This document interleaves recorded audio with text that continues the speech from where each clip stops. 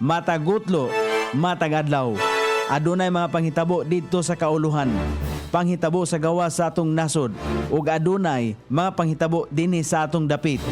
Mga panghitabo nga mao'y makapaikag sa katawhan nga mabinantayon sa lakat ug dagan sa panahon karon. Itanyag ning istasyon DXSR ang 7 o'clock Breakfast News.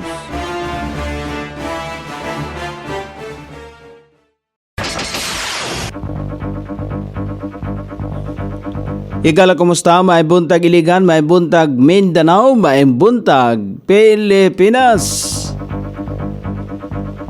Adlaw Martes, pizza 13, nibuan sa Mayo ning tuiga 2025. Sangan sa ato station manager, Pastor Robin Solapas, kini ang inyong ka-SR Kabisaya Nonibi.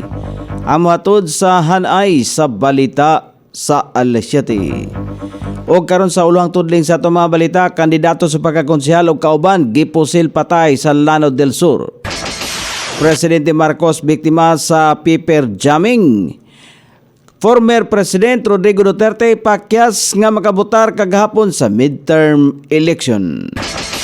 Power supply nagpabiling lig-on kagahapon sa Pinili-ay. Balita sa gawa sa nasod, overseas Filipino workers sa New Jersey gipa-deport tungod sa assault case. Og sa balita sa kinabuhing Kristohanon, mga Kristohanon nga nagpahigayon og fasting alang sa mga Kristohanon sa North Korea. Kini ang ulohang tudling sa ato mga balita nga dalit kanato ning istasyon DXSR 106.7 sa inyong FM dial. Ang bugtong radyo sa dakbayan siligan nga nagsibya sa balang kasulatan, pinasubay sa inspired and preserved, not simply dictated King James Version sa Anchor Broadcasting Corporation. Mikalas og tulo ka kinabuhi ang duha ka managlahing dugoong hitabo nga pulos na tigayon sa Lanao del Sur. Subay sa impormasyon, mao'y namatay tungod sa 7 ka dinunggaban ang residente nga si Arafat Istak nga taga Pikit, Cotabato apan namatay duol sa Municipal Hall sa Barangay Madaya, maging Lanao del Sur kagahapon sayo sa buntag.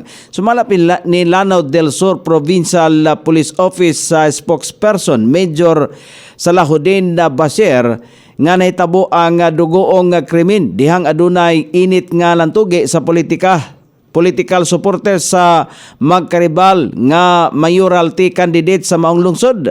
Sa pikas bahin, gipusil patay usab ang kandidato pagkakonsehal sa ubos sa United Bangsamoro Justice Party o UBGP o laing usa pa ka sibilyan sa lungsod sa Bayang sa maong probinsya. Sumala pa niini nga giila ang namatay nga biktima nga sila si Afghani Taha Balt, 38 anyos, kandidato sa pagkakonsehal, og Walid Balt, 35 anyos, nga pulos residente sa Barangay Sumbag sa lalawigan sa Lanao del Sur. Nasuta nga gipangkalitan lamang og pusil sa wala mailang mga armadong mga suspek ang duruha hinungdan sa hinanaling kamatayon nini. Sa pagkaron, padayon pang gisuta sa kapulisan kung aduna bay relasyon sa kainit sa politika ang gidangatan sa mga biktima sulod lamang kagahapong adlaw. Nangatol na lang sa iyang ulo si Presidente Bongbong Marcos Jr. human nga nagkalisod sa pagpasulod sa iyang baluta sa vote counting machine. Una kini kon usa kini ka sa nakitang technical glitch sa COMELEC dihang nga gisulayan sa presidente ang pagpakaon sa iyang baluta. Sumala pa sa taho nga naipit ang baluta, busa napugos ang technical staff sa ahensya nga abrihan ang vote counting machine aron na utrohon ang pagpakaon ini sa makina. Hinuon sa ikaduhang attempt, malampuson kining gidawat sa BCM o iyang nakuha ang iyang resibo o election return.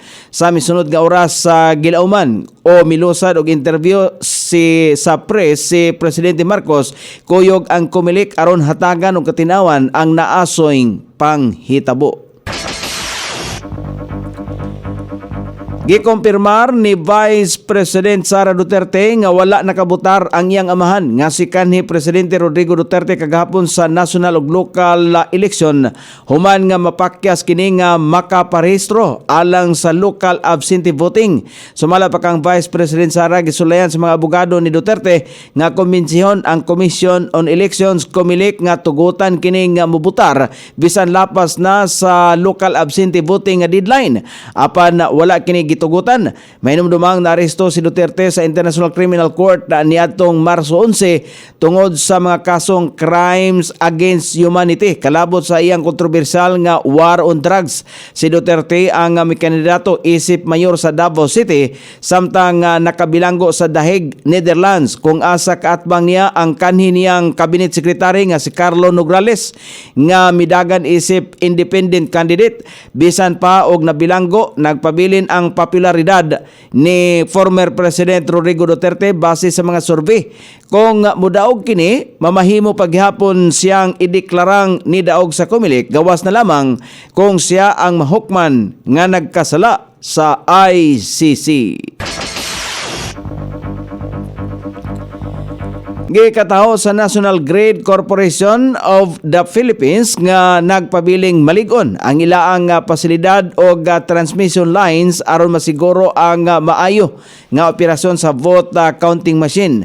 Base sa datos sa NGCP, hangtod sa alas 11 kagahapon sa buntag, mukabat sa 9,220 ka megawatts ang demand sa Luzon, samtang ana sa 17,168 ka megawatts ang kinatibuk ang kapasidad sa rehiyon. Sa Visayas nakarecord kini og 1,735 ka megawatts samtang aduna kini 3,048 ka megawatts nga supply.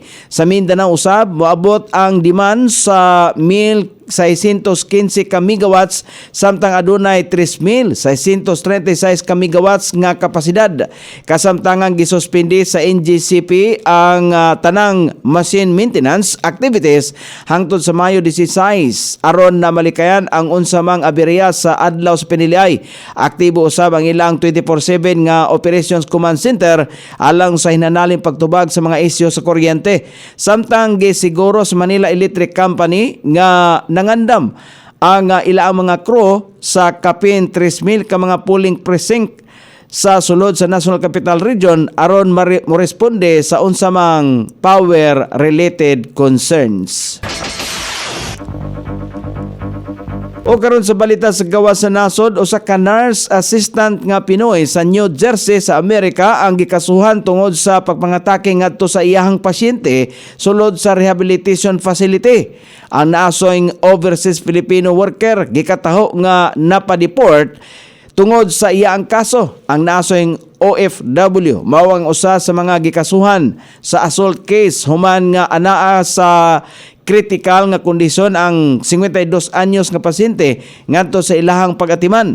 Depensa niya self-defense lamang ang nahitabo tungod kay nisuko lamang sila sa pasyente human sa gipasidaan nila nga dili kini manigarilyo sulod sa rehabilitation center. O karon sa balita sa kinabuhing Kristohanon, adunay grupo sa mga Kristohanon nga nagpahigayon og fasting og pagampo alang sa mga Kristohanon og katawan sa nasod sa North Korea.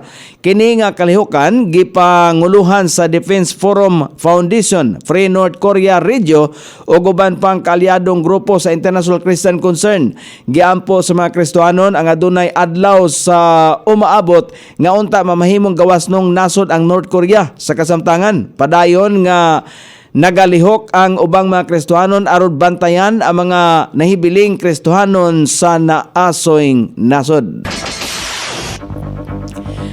O karon sa kaimtang sa pagbanabana sa dagan sa panahon, padayon nga makasinati og madag-umon nga kalangitan ang dakong bahin sa Luzon, epekto sa frontal system o ang ubang bahin sa nasod. Ang Batanes, Cagayan, Ilocos Norte, Ilocos Sur, Apayao, Abra, Kalinga, Metro Manila ug ang ubang bahin sa nasod nga Pilipino na makatagamtang pagyapon sa madag-umon nga kalangitan inubanan sa patak-patak ka mga pag-ulan ilabi na sa panahon sa kapunon o sa sayong taknas kagabion kini epekto sa frontal system o sterles. Sukod sa temperatura dinhi sa dakbayan siligan ang kabugnaon na nasa 26 o ang kainiton musangko sa 35 degrees centigrado. Ang adlaw mi silang kagania sa alas 5:29 ug mosawa po niya sa alas 6:16 sa sayong takna sa kagabhion. Inyong nabati ang kinatibuk ang hanay sa balita sa alas 7 nga dalit kanato ning istasyon. DXSR 106.7 sa inyong FM dial. Ang bugtong radyo sa dakbayan siligan nga nagsibiya sa balang kasulatan, pinasubay sa inspired and preserved. Not simply dictated King James Version sa Angkor Broadcasting Corporation.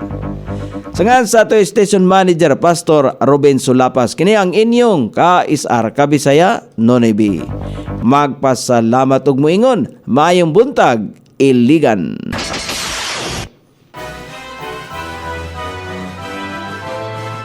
Inyong nabati ang 7 o'clock breakfast news hangtod na usab og mga adlaw sa samang takna o sa samang istasyon. Daghang salamat sa iyong pagpaminaw ug maayong buntag.